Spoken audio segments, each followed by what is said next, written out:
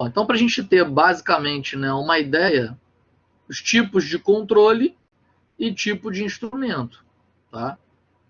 Então, tipo de controle, controle lógico. Você tem sensor bus e você tem device bus.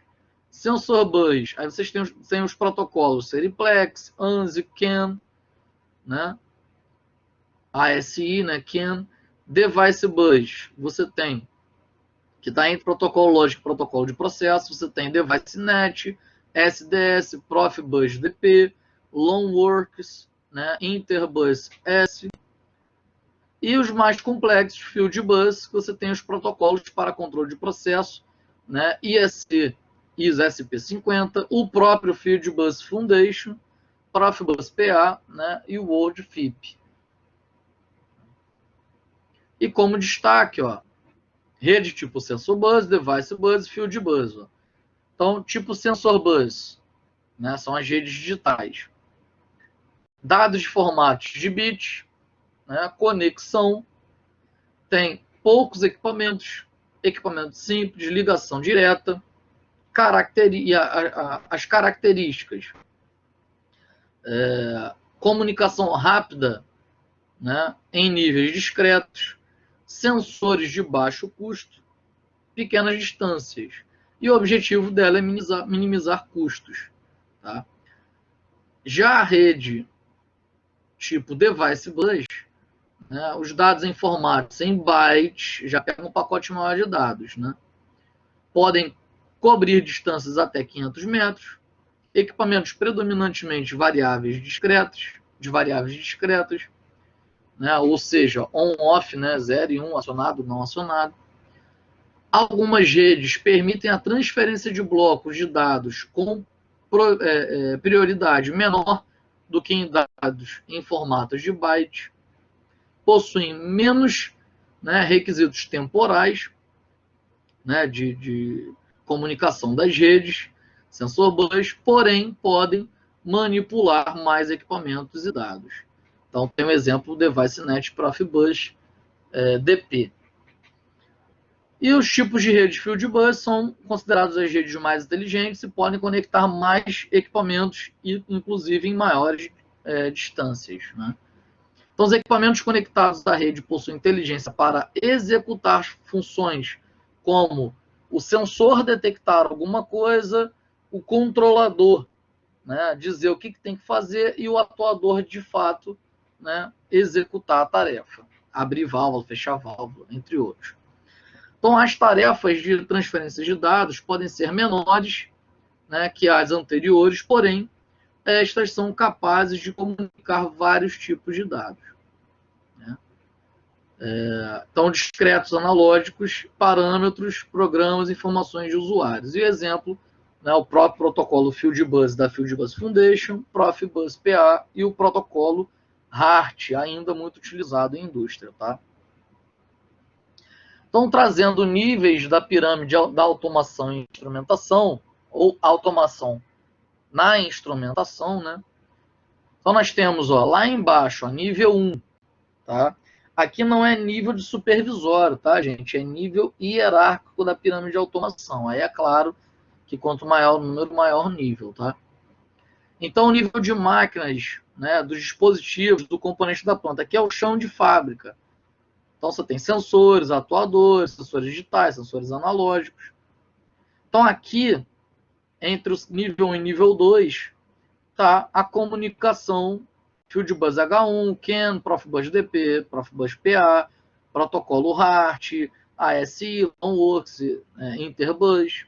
O nível 2, né, controlador lógico programável, computador, comando numérico computadorizado, sistema digital de controle distribuído, é o nível onde se encontram os equipamentos que executam o controle automático das atividades da planta, né, que gerencia automaticamente o funcionamento da planta.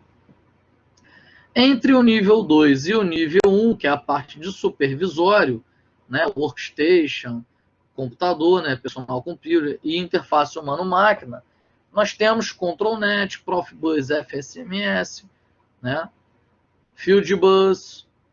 Então, permite a supervisão do processo. Normalmente possui banco de dados com informações relativas ao processo. Entre o nível 3 e o nível 4, que é a parte de gerenciamento da planta, né? Então você tem o sistema MES, sistema PINS, né, que é responsável pela programação, pelo planejamento da produção. Aí vem o sistema MES e o sistema PINS, né, realizando o controle logístico de suprimentos, tá? A cadeia de suprimentos. Então, já entra Ethernet, MAC, TCP/IP, né, entre o supervisório e esse nível de gerenciamento da planta. E o nível de gerenciamento corporativo, o mainframe, né, também é Ethernet, MAC, TCP/IP, que é toda a parte de administração de recursos da empresa, compra, vendas, né? Então, nesse nível, encontra os softwares para gestão de vendas e financeiro, como, por exemplo, ERP, tá? O famoso ERP. Então, se tratando dos níveis, né, do supervisório para baixo, é o que de fato a gente está tratando de controle de variáveis de processo. Tá? Então, os níveis 1, 2 e 3. Né? Entradas e saídas de um controle do lógico programável e ele em comunicação, né, com o sistema supervisório. Tá? Então, você tem sensores para detectar, atuadores para atuar diretamente na planta e o processo industrial. Você tem as variáveis discretas on-off, você tem as variáveis da planta proporcional, por exemplo, temperatura, vazão, nível, pressão, e os atuadores também podendo atuar nessas variáveis físicas ou nas variáveis discretas. Ok? Então, as topologias das redes industriais, barramento, falando de rede industrial. Então, tem o monitoramento, unidade de monitoramento, dispositivo de entrada e saída, unidade de controle com dispositivo de entrada e saída, tá vendo? Outras unidades de controle, outros dispositivos de entrada e saída, chamado de cabeça remota. Ele só é entrada e saída, ele tem que interligar em algum dispositivo de controle. Então, devido às características físicas que normalmente existem nas instalações industriais, longa distância, linha de produção, entre outros, as redes industriais utilizam muito conexão via barramento. Tá? Agora, no sistema de controle distribuído, né, você tem ligação de vários barramentos, tá vendo? Isso aqui que é o chamado sistema SDCD, Sistema Digital de Controle Distribuído. Tá? Então, é um clássico exemplo. É um clássico exemplo. SDCD, Sistema Digital de Controle Distribuído. Tá? É um clássico exemplo, né, que a gente está vendo aqui. Então, tem os nós que vão ligar a outros barramentos. Então, os barramentos de campo de diferentes áreas da indústria podem ser conectados, gerando no sistema um SDCD. Bom, a tecnologia de comunicação, ela pode ser master-slave, né, ou produtor-consumidor.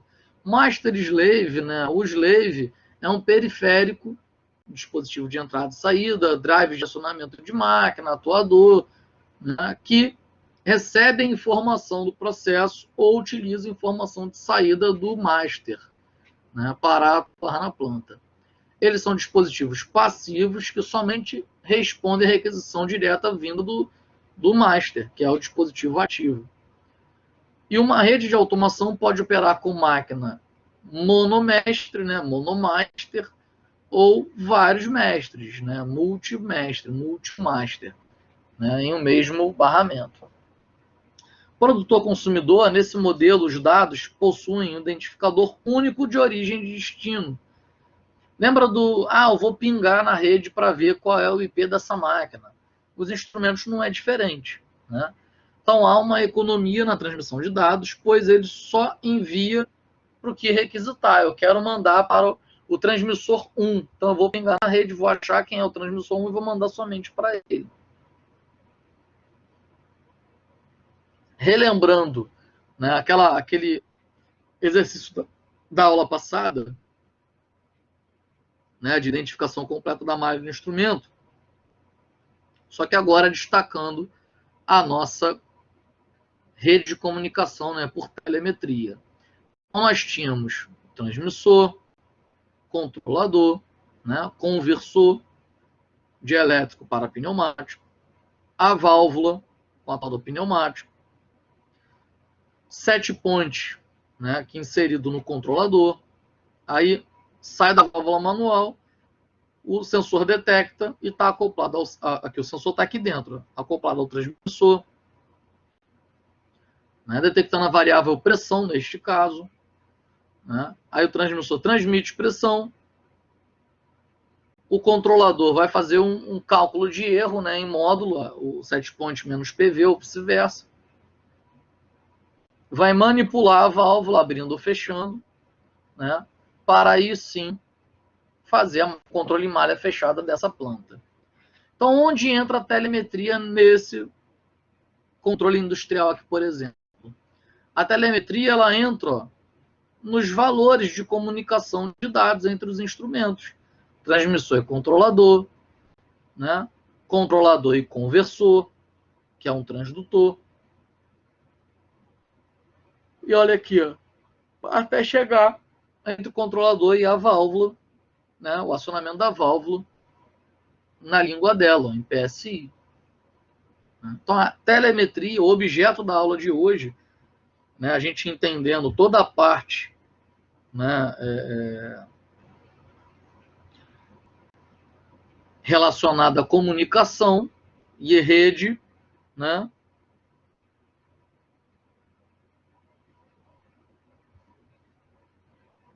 e rede a gente destaca aqui exatamente, né, como telemetria. Então, aproveitando, né, ó, que agora a gente destacou o que é telemetria de fato, vamos falar mais sobre isso. Tá?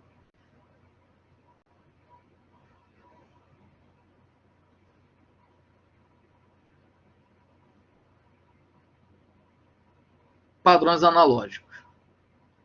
Então, vamos lá. Os padrões de transmissão analógicos, né, eles transmitem informação a partir de sensores com saída analógica, né, e ainda são utilizados em plantas industriais, embora com aplicações mais reduzidas. O padrão ISA, né, S5.0, tá, gente? Vou corrigir aqui, ó.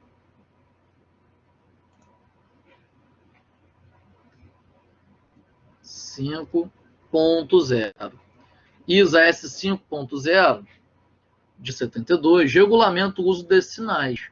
Então, os valores das variáveis elétricas devem ser proporcionais aos sinais de informação, tá, a serem transmitidos.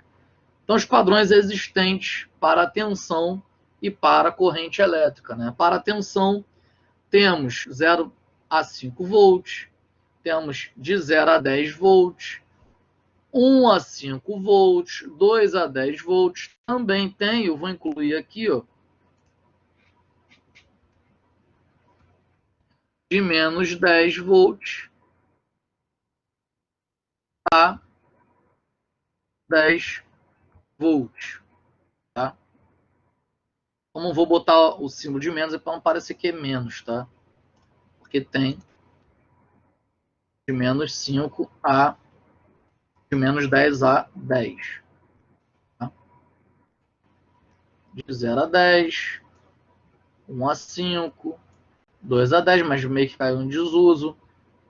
0 a 10, 4 a 20, 1 a 5, 0 a 20, 10 a 50. Mas como eu destaquei aqui o 4 a 20, né, eu vou fazer o seguinte. Eu vou destacar todos, né, que são para tensão. Eu vou botar aqui, ó, para tensão. Então, 0 a 5.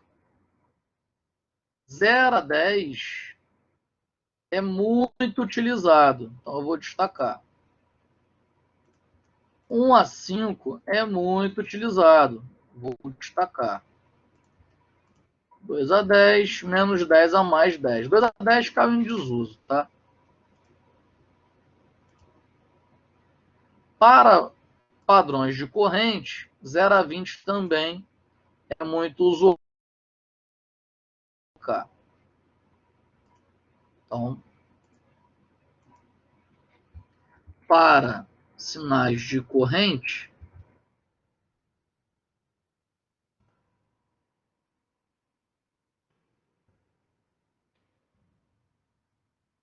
quatro a 20 miliampere, é o mais badalado deles.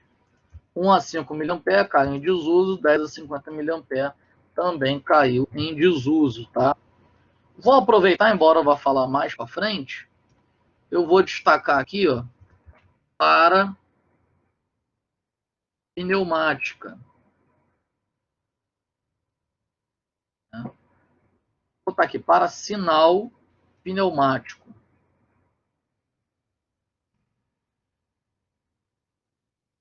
Melhor, transmissão. Para transmissão pneumática, pronto. Para transmissão pneumática. Então, aqui, para transmissão de corrente. Aqui, para transmissão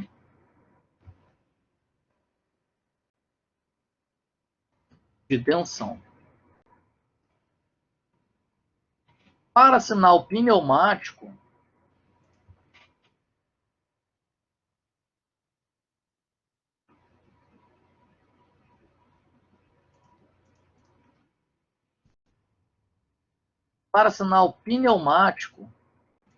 aí só existe um, que é de 3 a 15 PSI. Tá? Quer dizer, só tem um, né? Mas atualmente a gente só trabalha com 3 a 15 PSI. Ok? A gente vai entender melhor esses valores que eu destaquei aqui. Então, padrão de tensão são de fácil entendimento, bastante afetados pela impedância da linha, né, pela resistividade do cabeamento. Padrões de corrente são maior imunidade a ruído, podem ser transmitidos a longas distâncias, pois possui uma relativa impedância no que se refere a comprimento do cabo. Então, vamos destacar o padrão 4 a 20 mA. Então, o que acontece? Eu vou falar mais sobre isso. Mas está vendo aí, ó, 0 mA até 4 mA para a alimentação do dispositivo. O que acontece?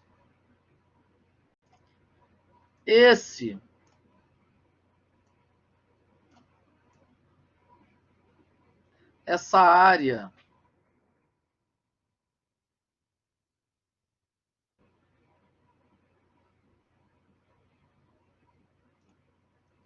tá, de 0 a 4 mA, a gente utiliza para alimentação do dispositivo e é considerado zero morto. Tá?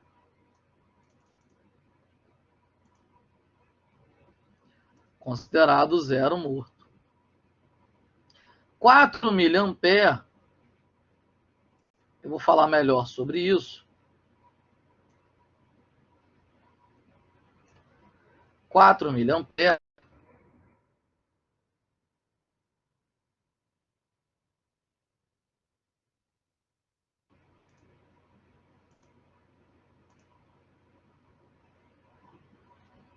é considerado zero vivo.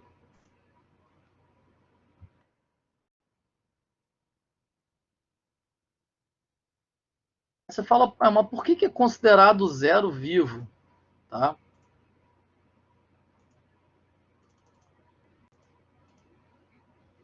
Por que é considerado zero vivo? Zero vivo, né? Eu vou falar isso mais para frente, mas para ficar claro esse desenho aqui. Tá? É quando você determina o 0% da variável, né? Então, neste ponto, zero vivo significa 0%. Vou botar aqui mesmo.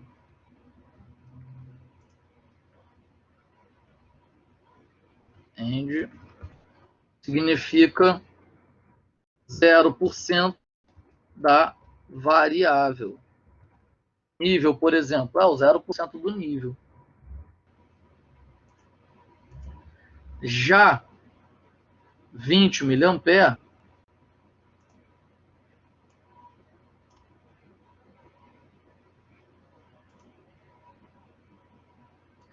é considerado 100% da variável.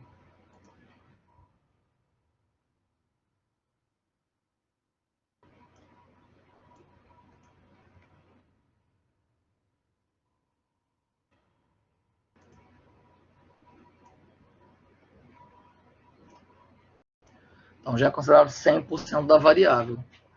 Então, considerado zero morto é porque ele não faz parte, não leva em conta, por exemplo, a temperatura, ela varia de 20 graus Celsius a 80 graus Celsius nesse processo. Então, 20 graus Celsius seria o zero vivo, né? Abaixo de 20 graus Celsius seria considerado zero morto. Não faz parte do controle da variável, tá? Então, padrão 4 a 20 mA. Característica: utiliza malha de controle com variação de 4 a 20 mA. A variação de corrente na malha é, em geral, linear proporcionalmente à variável no campo. Vantagens: imune a ruído, não existe perda de sinal. E desvantagem é muito intuitivo, né, com o uso de variações de corrente. Então, para a gente ter uma ideia, né, o padrão 4 a 20 mA, dispositivo de campo, 4 a 20 mA, e o controlador. Então, como é que ele vai enviar 4 a 20 mA? Né? Então, tem a fonte de alimentação, tem o conversor analógico para digital, né? E a malha de corrente ela se dá por essa razão de parte resistiva e parte tensão, vai produzir corrente, né? De 4 a 20 mA, limitada a 4 a 20 mA. Bom, fazendo um apanhado de principais sistemas de medida, né? O sistema ele pode ser classificado quanto à natureza de sua unidade fundamental, quanto ao valor dessas unidades e também quanto à relação escolhida na determinação dos derivados. Então, os principais sistemas são, por exemplo, o sistema métrico decimal, né, que tem como função, né, fundamental metro, quilograma, segundo, né? Tem o sistema físico ou sexagesimal, tem como unidade fundamental centímetro, a grama, segundo. E tem o sistema industrial francês, né, que tem como unidade fundamental metro a tonelada e o segundo. Tá? E tem o inglês, que é o pé, libra e o segundo. Ok? No nosso caso, o mais comum é o sistema métrico decimal, para trabalhar as medidas dos instrumentos. Tá? Mas você pode alterar, tem instrumento que você pode alterar, transmissor você pode mudar, por exemplo. Então, a telemetria, né, ela é a técnica de transportar essas medições obtidas no processo, né, à distância em função de um instrumento transmissor. Então, aqui abaixo, ó, nós temos o sensor, né, detectando grandeza física,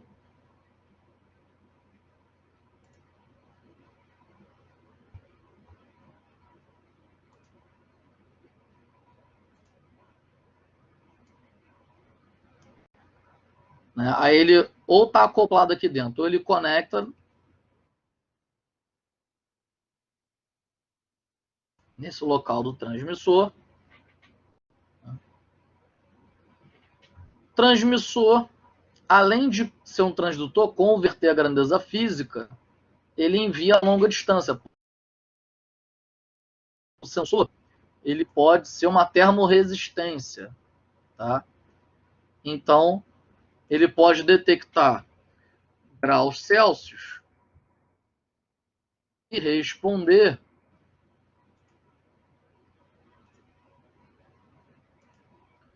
em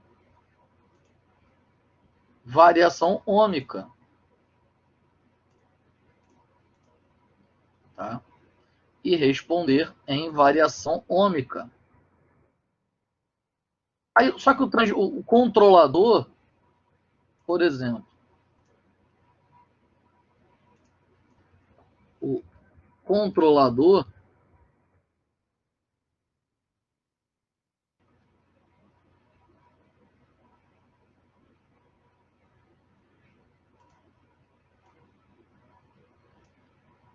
digamos, né? Digamos que ele trabalhe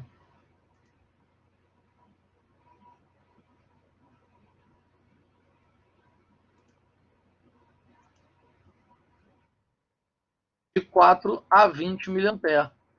Então, o transmissor, ele vai pegar esse sinal ômico e vai converter 4 a 20 mA para que o controlador interprete qual sinal que ele está enviando, tá? Então, aqui, ó, resistência, digamos que ele varie de 25 graus Celsius até 80 graus Celsius, né? Aí ele vai responder de, por exemplo, 25 ohm a 80 ohm. E o transmissor vai mandar de 4 a 20, tá, gente? Deixa eu corrigir aqui, ó. A 20 mA. Ok? Então, chamamos de telemetria a técnica, né, de transportar medições obtidas no processo à distância, em função de instrumento chamado transmissor. Então, a telemetria ela pode ser simplex, half duplex e full duplex. Relembrando, né, que o simplex TX só envia, half duplex, né, quando um transmissor está enviando, o outro transmissor está recebendo. Tá? Aqui só.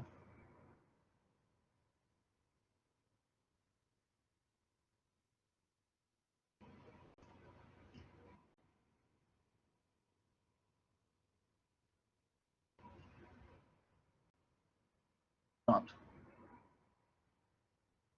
Estava para baixo aqui o X. Half duplex, relembrando, né? Os dois são transmissores, os dois são receptores, porém não ao mesmo tempo. Se um transmite, o outro recebe. Se o outro transmite, um recebe. E relembrando full duplex, né? Os dois são transmissores e receptores e simultaneamente os dois transmitem e os dois recebem dados, ok? A transmissão à distância dos valores medidos está tão intimamente relacionada com o processo contínuo que a necessidade e as vantagens da aplicação da telemetria, né, no processamento contínuo, se entrelaçam. Um dos fatores que se destacam na utilização da telemetria é a possibilidade de centralizar instrumentos e controles de um determinado processo em painéis de controles ou uma sala de controle, por exemplo, né, se comunicando com o campo. Tá? Temos, a partir daqui, inúmeras vantagens as quais não são difíceis de imaginar. Por exemplo, instrumentos agrupados podem ser consultados mais facilmente e rapidamente, possibilitando as operações, a operação, uma visão conjunta do desempenho da unidade.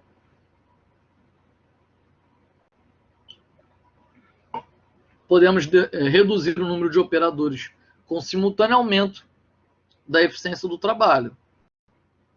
Você não precisa passar por um computador para fazer a comunicação direta entre os instrumentos. Então, cresce consideravelmente a utilização e eficiência dos instrumentos face às possibilidades de pronta consulta, manutenção e inspeção em situação mais acessível, mais protegida e mais confortável, e mais confiável também. Então, relembrando, os transmissores são instrumentos que medem uma variável de processo e transmitem a longa distância. Há um instrumento receptor, ou indicador, ou registrador, ou até um controlador, ou uma combinação desses. Um instrumento que seja indicador, controlador e transmissor. E registrador. Então, existem vários tipos de sinais de transmissão. Pneumáticos, nós vimos, elétricos, hidráulicos, eletrônicos. A transmissão pneumática, por exemplo, nós vimos que ela é feita de 3 a 15 PSI, e significa que 3 PSI equivale a 0% e 100 PSI equivale a 100%. A maioria dos fabricantes de transmissores e controladores dos Estados Unidos. Podemos, entretanto, encontrar transmissores de outras faixas, de 20 a 100 kPa, mas não é comum, tá? É muito fora do comum você ver em Pascal, mais comum em PSI. Então, um exemplo de aplicação aqui, sobre aquele lance de zero vivo, tá? Você tem um tanque, você tem um reservatório, você tem um transmissor, E ele é um transmissor com sensor capacitivo aqui embaixo. Então, tem duas placas sensíveis de capacitância. Então, o zero morto seria, de fato, nível zero. Já o zero vivo é um zero escolhido, por exemplo.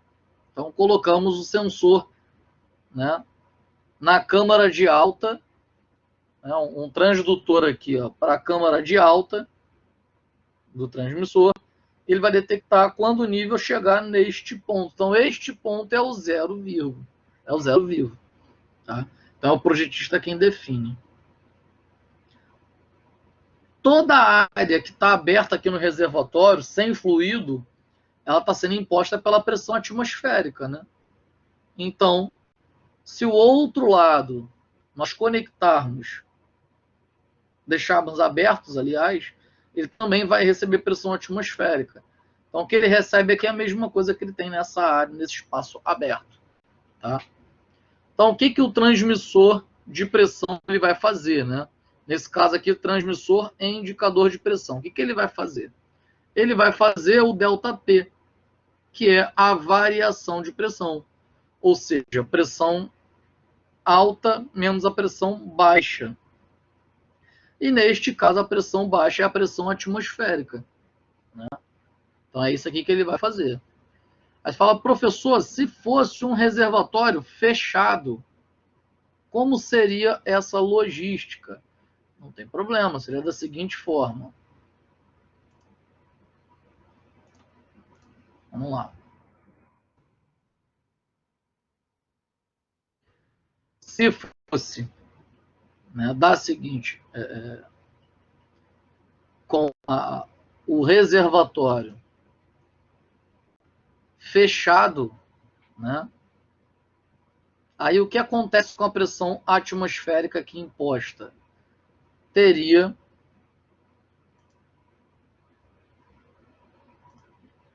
que ter um outro sensor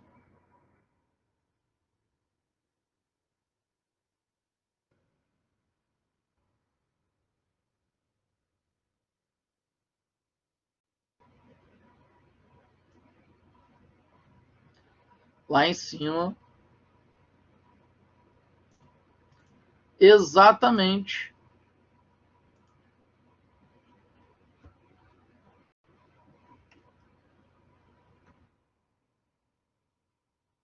Deixa eu tirar a animação desses, porque eu estou fazendo aqui, ele não está aparecendo para vocês.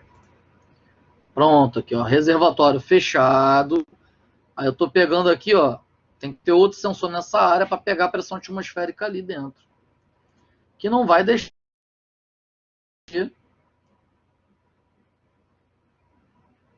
uma pressão menor, tá?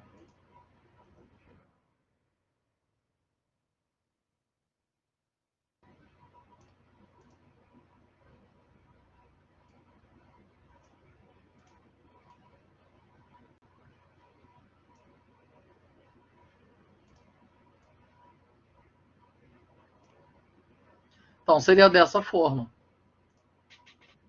tá? Peraí, deixa eu tirar a edição da matemática. Seria dessa forma. Pressão de alta menos a pressão de baixa. Então, a fórmula é a mesma. A matemática é a mesma que o transmissor usa, né? Só que, se o tanque for aberto, dessa forma. Aqui pode ficar aberto. Pressão atmosférica. Agora, se o tanque for fechado, aí já tem que ter o outro sensor. Que na planta que vocês fizeram a prática 2, o projeto da prática 2, né, acontece muito isso daqui, ó. O transmissor e com 2 sensores, né, o sinal de suprimento, né, vindo do reservatório. Muito isso aqui, tá? Bom, então, nos países que utilizam o sistema métrico decimal, utilizam-se as faixas de 0,2 a 1 kgf por centímetro quadrado, que equivalem, né, aproximadamente de 3 a 15 PSI. O alcance do sinal no sistema métrico é aproximadamente 5% menor que o sinal de 3 a 15 PSI. Ele é um dos motivos pelos quais devemos calibrar um instrumento de uma malha, né, que é o transmissor, controlador, elemento final de controle, sempre que for usar essa norma aqui de cima, tá? Que usa esse padrão. Note que o valor mínimo do sinal pneumático também não é zero lá. 0,2 kgf por centímetro quadrado. Desse modo, conseguimos calibrar corretamente o instrumento, comprovando sua correta calibração com zero vivo, né? Detectando vazamento de ar na linha. Então, se tiver vazamento de ar na linha, vai cair a pressão para menos do que o zero vivo. Aí você olhou lá, pô, ele está dando 0,1 kg por centímetro quadrado, ou ele está dando 2 PSI, pô, tem vazamento na linha. Né? Está dando menos do que o menor valor do zero vivo. Percebe-se que se tivermos um transmissor pneumático de temperatura de Ranger de 0 a 200 graus Celsius e o mesmo tiver com um bulbo de 0 graus Celsius e um sinal de 1 PSI, ele estaria descalibrado, né? Porque o zero vivo é 3 PSI. Então caiu para 1 PSI, opa, ele está descalibrado. Se o valor mínimo da saída fosse 0 PSI, né, não seria possível fazermos essa comparação rapidamente, para que pudéssemos detectá-lo. Teríamos que esperar um aumento de temperatura para que tivesse, de fato, um sinal de saída maior do que 0. Então, seria incorreto. Ele ia interpretar que seria a queda na linha. Então, a transmissão eletrônica, né? Então, transmissores eletrônicos, eles geram vários tipos de sinais, né, em painéis, sendo os mais utilizados de 4 a 20 mA e 1 a 5 volts. Temos essas discrepâncias nos sinais de saída entre diferentes fabricantes, porque entre instrumentos que estão preparados para uma mudança fácil, né, o seu sinal de saída. Então, se você está trabalhando com instrumentos todos de 4 a 20 mA, ok. Mas se você tem um instrumento de 1 a 5 volts, aí você precisa fazer uma conversão. Né? E essa conversão, aqui, ó, e a relação 4 a 20 mA e 1 a 5 volts também vale para sinal pneumático de 3 a 15 PSI. Né? E o lance do zero vivo, em todos os casos você consegue detectar, né? Porque ninguém parte de zero. Aqui, ó. Utilizamos quando adotamos o valor mínimo de 4 mA, oferece vantagem, também podemos detectar avarias de rompimento no cabeamento, por exemplo. Né? Já tínhamos comentado esse fato. Então, a transmissão eletrônica, né, de 4 a 20 mA para de 1 a 5 volts, é só colocar um resistor shunt de 250 ohm. Ou seja, o shunt é o resistor paralelo, tá, gente? Especificamente com o valor de 250 ohm. Por quê? Porque se você botar na fórmula aqui 250 ohm e aplicar deixa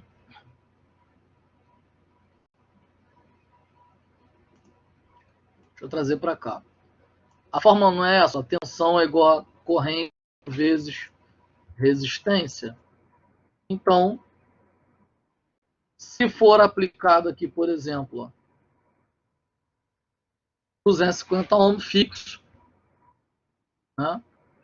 E aqui colocarmos 4 mA, se você fizer o cálculo, né? Ou seja, aqui, ó, 0,04, né? Vai dar exatamente 4 mA, 8, 12, 16 e 20, ó, vai dar exatamente 1 volt. Então, opa, 1 volt. Então, se aqui for 0,08, vai dar 2 volts. 0,12 vai dar 3 volts. 0,16 vai dar 4 volts. 0,2 vezes 250 vai dar 5 volts. Ok?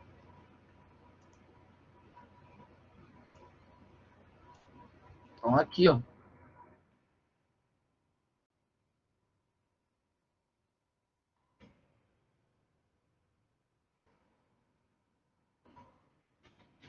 Então, 0,8.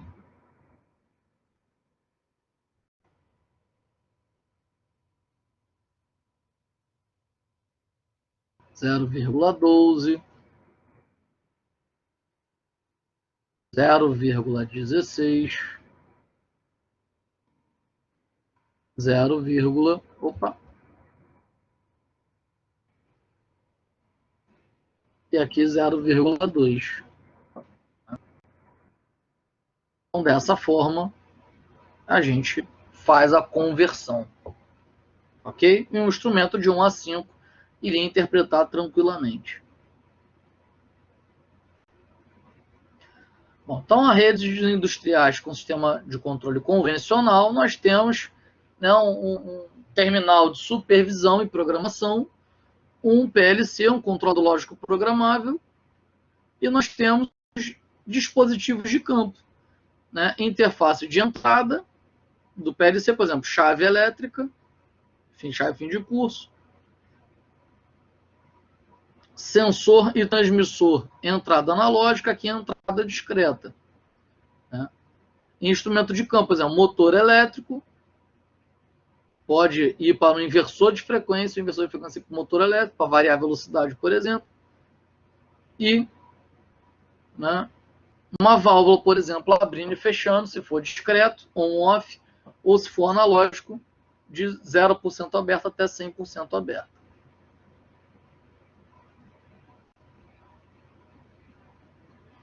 Aí o que eu falei do destaque, né?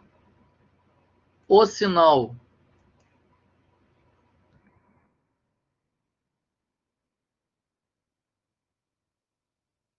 para 20 mA, ele entra exatamente aqui, ó. Ou 0 a 10 volts. Também é muito usual. Tá? Ou de 0 a 10 volts também é muito usual. Ok? O controlador trabalha, né, com esses valores.